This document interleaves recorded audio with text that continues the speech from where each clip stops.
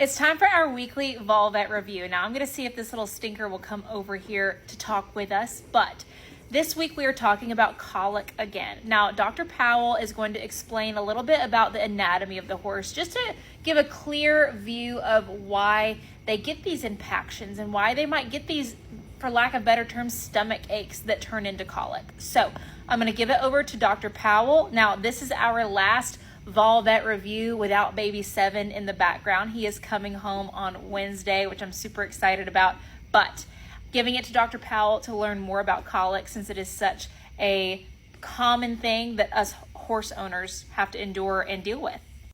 Hey, it's Dr. Powell again. Thought we would go ahead and go over some anatomy of the horse's GI tract. We have this beautiful picture we have up for our vet students, so thought we would go ahead and utilize that and show you some things.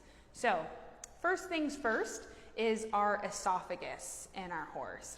So this is actually, when we hear the word choke, this is where they will be choking, is their esophagus, not their trachea. So trachea is the big tube that goes into your lungs. So whenever people sometimes get worried when their horse is choking, is that they can't breathe, and that's actually not correct.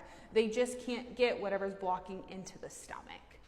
So the next big thing is our horse's stomach. It has two sections. First section is going to be your non-glandular side, so that's up through here, and then our glandular side, which is down through here. And that's important because when we scope them for gastric ulcers, we need to know which location it is in for treatment purposes. So then after they go through the stomach, we have all of our small intestine, lots and lots and lots and lots of small intestine. So a lot of times that's what we're looking when we're ultrasounding, like we talked about earlier in previous videos. If we see dilated small intestine, that can give us a prognostic indicator of what could be happening with your horse when we're talking about colic. And then horses are different than us, where they're called hindgut fermenters. So they break a lot of things down actually in part of their large intestine called our cecum. So this is kind of the base of our cecum, and then it goes all through here. So that's really important because we'll have some horses that will get displacement of their cecum. They call that a right dorsal displacement. And that can also be a prognostic indicator as well. And then all after the cecum, we pretty much have the rest of our different parts of our large intestine.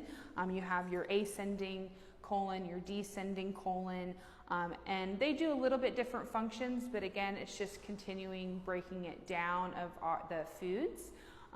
And that's where a lot of our impactions like to lay. So they have a part of their large intestine that does almost like a 90-degree turn.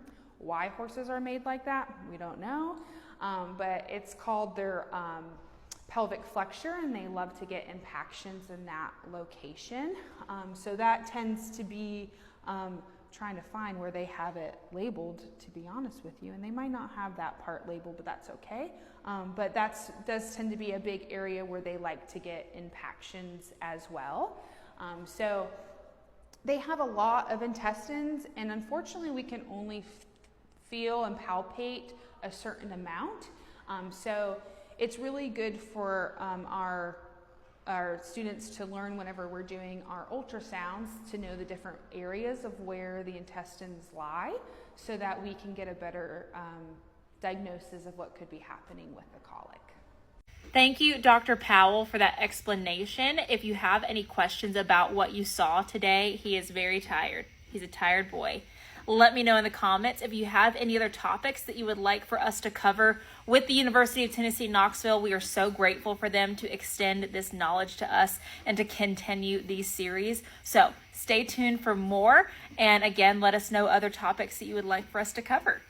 And as always, we do have the link to donate to the University of Tennessee, Knoxville Veterinary Research Fund, or to the Seven Scholarship if you would like to contribute to that. That is always in my link tree, or if this is on Facebook, in the comments. So